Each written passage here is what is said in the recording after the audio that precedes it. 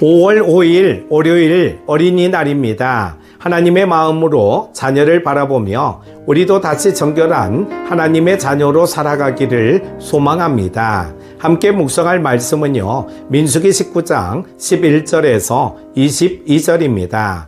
사람의 시체를 만진 자는 이레 동안 부정하리니 그는 셋째 날과 일곱째 날에 제물로 자신을 정결하게 할 것이라. 그리하면 정하려니와 셋째 날과 일곱째 날에 자신을 정결하게 하지 아니하면 그냥 부정하니, 누구든지 죽은 사람의 시체를 만지고 자신을 정결하게 하지 아니하는 자는 여호와의 성막을 더럽힘이라. 그가 이스라엘에서 끊어질 것은 정결하게 하는 물을 그에게 뿌리지 아니하므로 깨끗하게 되지 못하고 그 부정함이 그대로 있음이니라. 장막에서 사람이 죽을 때의 법은 이러하니 누구든지 그 장막에 들어가는 자와 그 장막에 있는 자가 이레 동안 부정할 것이며, 뚜껑을 열어놓고 덮지 아니한 그릇은 모두 부정하니라.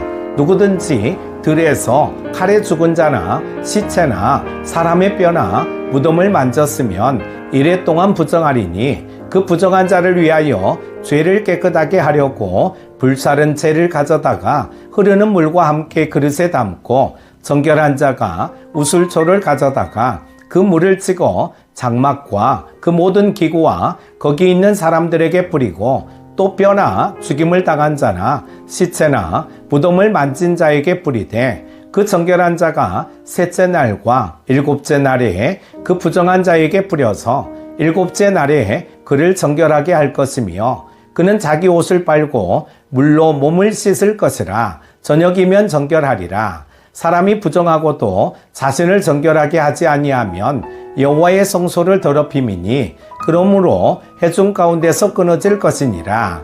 그는 정결하게 하는 물로 뿌림을 받지 아니하였은즉 부정하니라. 이는 그들의 영구한 율례니라. 정결하게 하는 물을 뿌린 자는 자기의 옷을 빨 것이며, 정결하게 하는 물을 만지는 자는 저녁까지 부정할 것이며, 부정한 자가 만진 것은 무엇이든지 부정할 것이며, 그것을 만지는 자도 저녁까지 부정하리라. 아멘. 사랑하는 큐티 가족 여러분, 어린이날인 오늘 아침 우리는 한 번쯤 이런 질문을 하게 됩니다. 나는 우리 아이에게 무엇을 남기고 싶은가? 좋은 교육, 든든한 재정, 사회적 기반 다 중요하지만 하나님께서는 오늘 우리에게 이렇게 물으십니다. 너는 자녀에게 정결한 마음과 거룩한 삶을 보여주고 있느냐? 오늘 본문인 민수기 19장 11절에서 22절은 한 사람의 정결함이 얼마나 중요하며 그 정결함이 어떻게 회복되는지를 말씀합니다. 이 정결의식은 단지 구약시대의 율법이 아닙니다. 죄와 죽음이라는 부정 앞에서 하나님께 나아갈 수 있는 유일한 길, 그리고 다음 세대에게 본이 되는 삶의 태도를 가르치는 복음적 예표입니다. 첫 번째로 죄와 죽음을 마주했을 때 반드시 정결함을 회복해야 합니다. 본문 11절은 단호하게 시작합니다. 사람이 누구든지 시체를 만진 자는 이레 동안 부정하리니, 이 말씀은 상징적입니다. 시체는 생명 없는 존재이며 성경에서 죽음은 죄의 결과를 의미합니다. 곧 죄와 타협하거나 죄에 가까이 간 자는 하나님과의 관계에서 분리된 상태, 즉 부정함 속에 있게 된다는 뜻입니다. 이레 동안 부정하다는 것은 죄의 영향력이 단기간에 사라지지 않는다는 것을 의미합니다. 회개는 한순간이지만 회복은 과정입니다.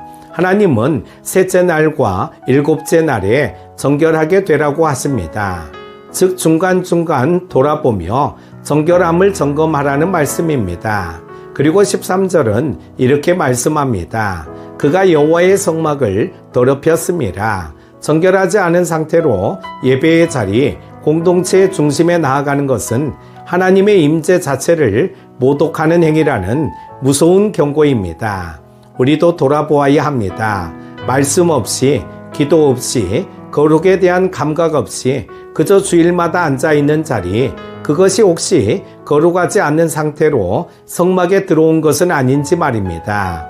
두 번째로 정결함은 한 번으로 끝나지 않고 반복되어야 한다는 것입니다. 본문 14절에서 하나님은 장막 안에서 사람이 죽은 경우를 설명합니다. 집 안에서의 죽음조차도 모든 자를 부정하게 한다고 말씀하십니다. 여기서 주목해야 할 것은 죽음, 죄의 오염은 은밀하고 빠르게 전체를 부패시킨다는 것입니다. 심지어 무덤에 들어가지 않고 접촉만 해도 오염됩니다. 이는 오늘날 우리의 삶에서도 마찬가지입니다. 죄는 대개 작은 접촉에서 시작됩니다.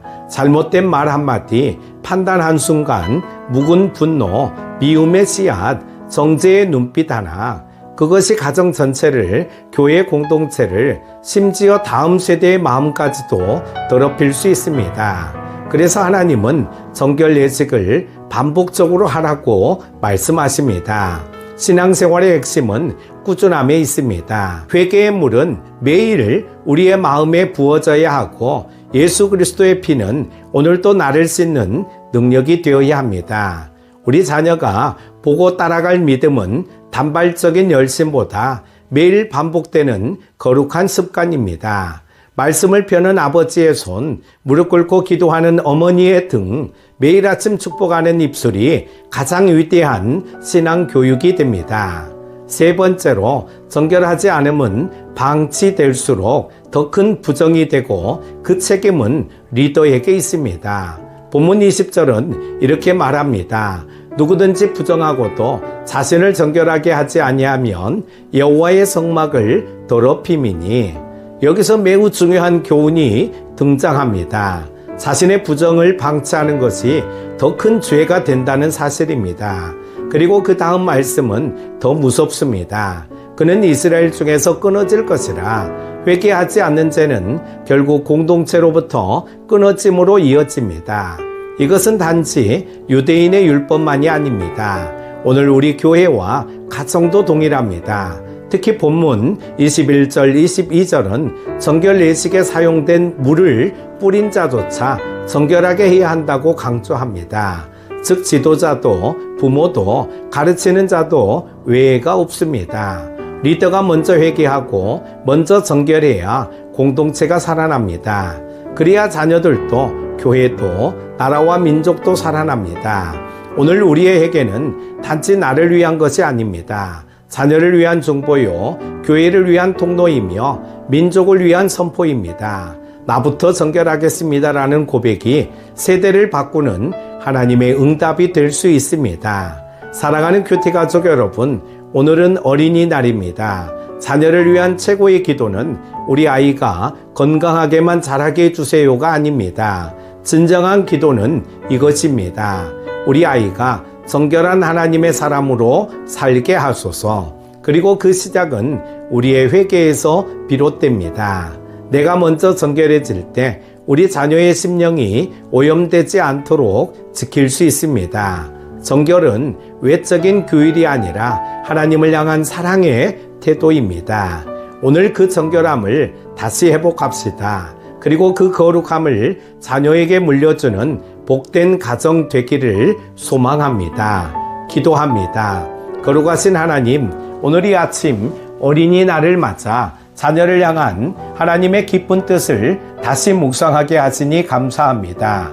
주님, 우리 자녀들이 세상의 유혹과 죄악 속에서도 정결함을 지키는 하나님의 사람으로 자라나게 하소서. 그러기 위해 부모된 우리가 먼저 하나님 앞에서 회개하고 정결함을 회복하게 하소서. 죄와 타협하지 않는 믿음을 주시고 작은 죄에도 민감한 영혼 되게 하소서.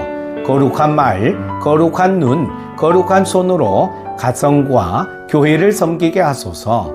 우리 자녀들이 우리의 삶을 통해 예수님을 보고 예수님을 따르게 하소서.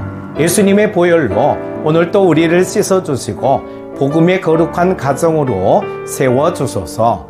예수 그리스도의 이름으로 기도드립니다. 아멘.